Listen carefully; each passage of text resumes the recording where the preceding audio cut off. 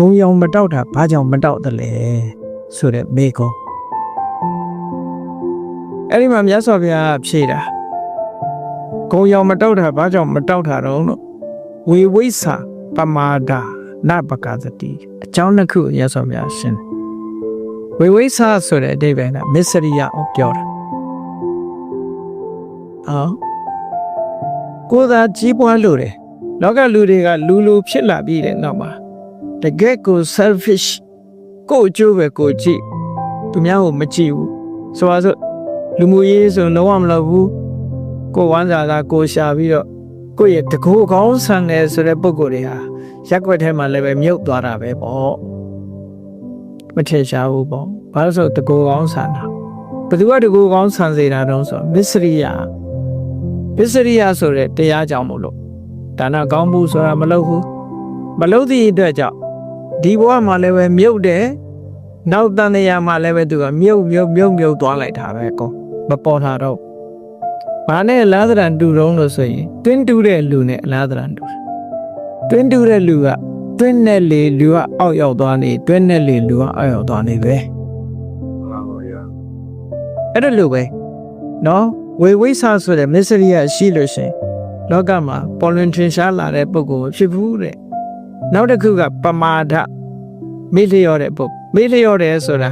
ကောင်းတဲ့အလုပ်လုပ်ဖို့စိတ်ဝင်စားဘူးကောင်းတဲ့အလုပ်ပဲမှာစိတ်ကူးမရှိဘူးအပြော်တွေအပားတွေနဲ့ပဲစိတ်ဟာအများတန်းစိတ်ဝင်စားနေတဲ့ပုဂ္ဂိုလ်မျိုးဒါပမာဒမေ့လျော့ခြင်းလို့ခေါ်အဲ့ဒီပမာဒတရားလွှမ်းမှုခံထားရတဲ့ပုဂ္ဂိုလ်ဟာလည်းပဲလောကမှာဘယ်တော့မှတောက်ပြောင်လာတာမရှိဘူးလေ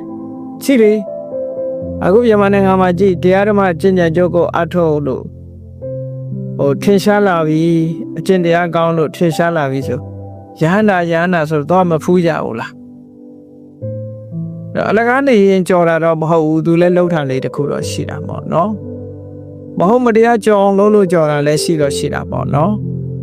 တကယ်ကျင့်နေတဲ့ပုံကိုယ်တွေကြော်လာတာဒါပမာဒမရှိလို့အပမာဒကြောင့်ထင်ပေါ်လာတယ်လို့ဒီလိုပြောတာအဲ့တော့မြတ်စွာဘုရားကလည်းသုတ်တန်တစ်ခုမှာဟောထားတာ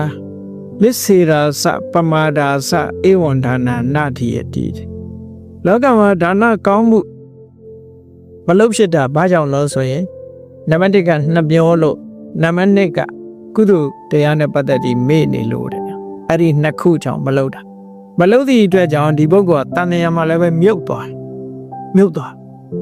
လူလောကမှာလည်းပေါ်မလာကုသိုလ်ကောင်းမှုလုပ်တဲ့လူတွေပေါ်လာထက်တန်းရောက်လာတယ်တဘွားထက်တန်းကြလာထက်တန်းကြတယ်ဆိုတော့ပေါ်လာဒီလိုဆိုလိုတာပေါ့ထက်တန်းရောက်လာတဲ့ပုဂ္ဂိုလ်ထင်ပေါ်ကျော်ကြားလာတာပဲအဲ့ဒါကိုမြတ်စွာဘုရားကဖြေတာအစိဒာမေးတယ်ဘာကြောင့်လောကလူတွေဟာမြုပ်သွားရတယ်လေမထင်မရှားဖြစ်ရတယ်လေဆိုရင်မစ္စရိယတရားနဲ့ပမာဒတရားကြောင့်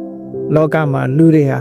ဂုံအကြီးချင်းအဖြစ်တိမ်မြုပ်သွားတဲ့ပုဂ္ဂိုလ်တွေဖြစ်ကြရတယ်လို့နံပါတ်1မေးခွန်းရဲ့အဖြေ